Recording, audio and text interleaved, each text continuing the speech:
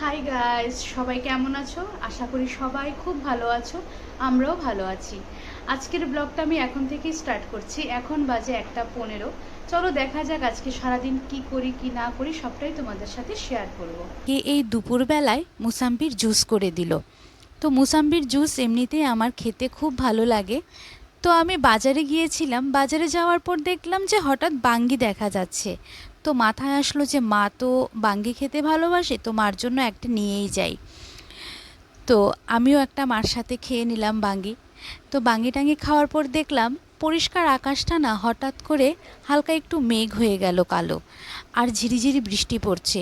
ওয়েদারটা না এত ভালো লাগছে যে বলার মতন না। তারপরে দেখা গেল আবার কিছুক্ষণ পরে বৃষ্টিও কমে গেল। বৃষ্টি কমে যাওয়ার পরে সেই হালকা বাতাস, আর এই বাতাস না মানে খুব ভালো লাগে। এটা হচ্ছে একদম প্রাকৃতিক বাতাস। তারপরে না এখানে দেখলাম যে হঠাৎ গাছের মধ্যে অনেকগুলি গোলাপ ফুটে আছে। তার মধ্যে আবার কিছু গোলাপ দেখা গেছে যে মুচড়ে গেছে একদম। আমরাও হয়তো একদিন এই গোলাপের মতন মুচড়ে যাব, তারপরে আবার ছোট্ট কলির মতন আবার আমরা সেই নতুন জন্ম নেব। আমাদের না মানব জীবনটা এরকমই। তো তারপরে মা আমাকে হঠাৎ করে ডাকলো দুপুরে ভাত খাওয়ার জন্য। তো আজকের মেনুতে ছিল কচু আলুর তরকারি, মাছ পেঁয়াজি, আর পনির আর চাটনি। তো মা বললো তাড়াতাড়ি করে আমার সঙ্গে বসে ভাত খেয়ে নে। তো মার সঙ্গে না বসে আমিও ভাত খেয়ে নিলাম। রান্নাগুলো না দারুণ হয়েছে। এমনিতেও আমার মার হাতের রান্না খুব ভালো খেতে। তো খাওয়া টাওয়া হয়ে যাওয়ার পর আমি আবার আমার রুমে চলে আসলাম একটু রেস্ট করতে। হাই গাইস, সারাদিন পরে আবার তোমাদের সঙ্গে এখন সন্ধ্যাবেলায় ফিরে এলাম। তো আজকে মাকে বলেছিলাম একটু চাট বানাতে, তো মা বানিয়েছে। চলো তোমাদের সঙ্গে শেয়ার করি যে মা কিভাবে কি বানালো। আর এখনই রেডি করব চাটটা। সবাই মিলে আমরা এখন সন্ধ্যার টিফিন করব। চলো দেখা যাক। চাট তো আমরা খেয়েই নেব, কিন্তু আমার যে একটা ভাই আছে ছোট্ট, ওকে তো কিছু না দিয়ে আমরা খেতে পারবো না। তো ও তো আর চাট খেতে পারবে না, তো ওর জন্য না লাড্ডু প্রসাদ এনেছিলাম। তো ওকে লাড্ডু ভোগ দিয়েছি, ও লাড্ডু খাচ্ছে।